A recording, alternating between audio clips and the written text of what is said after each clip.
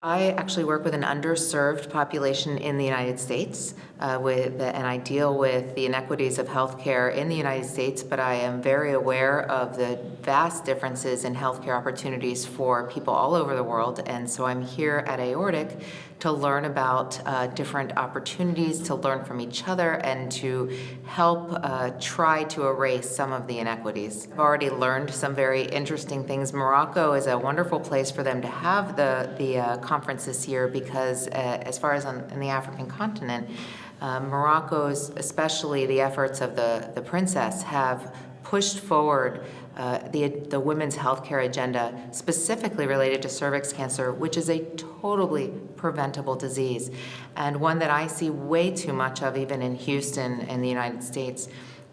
So I'm very impressed with what's happened, and I'm very interested in learning how to prevent a disease that could be wiped off the planet with the HPV vaccine.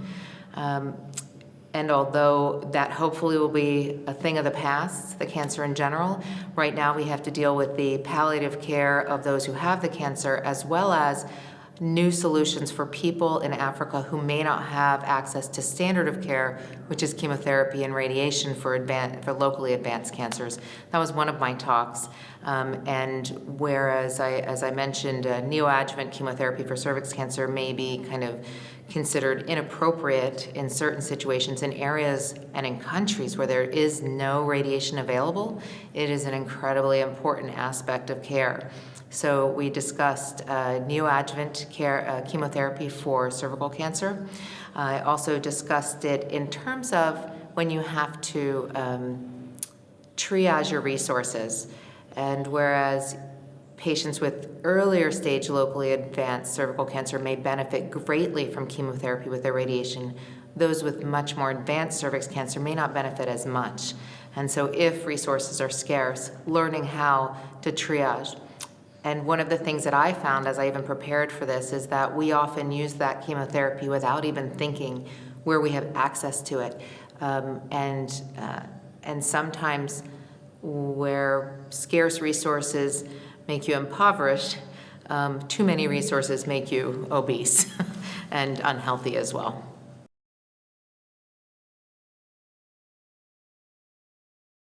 I have learned a lot more about the application of middle-level providers, especially in how they're used in outreach in Morocco for cervical cancer screening. And although we have pap smears and HPV DNA tests, in America, I still see quite a few patients who are not screened and present with large cancers. I learned about being more creative. Today we talked about inequities at a conference this morning with Lynn Denny and Dr. Shankar about how some countries have even accessed industry like the Coca-Cola company to deliver drugs because they were heading that direction. We have a program at MD Anderson that involves eco-mentoring, and although it's kind of like teleconferencing, it's really telementoring. And we are developing collaborations where we can talk about difficult cases with each other and developed more outreach in those areas. And that although all of the people here are very motivated from their hearts to try to make things better, that we really need the governments to recognize that it is totally unacceptable to not have a radiation facility within your country. And that in countries that can get the HPV vaccine, it's totally unacceptable not to be providing that. I wish that all of us could just kind of get up and scream and say, this is ridiculous.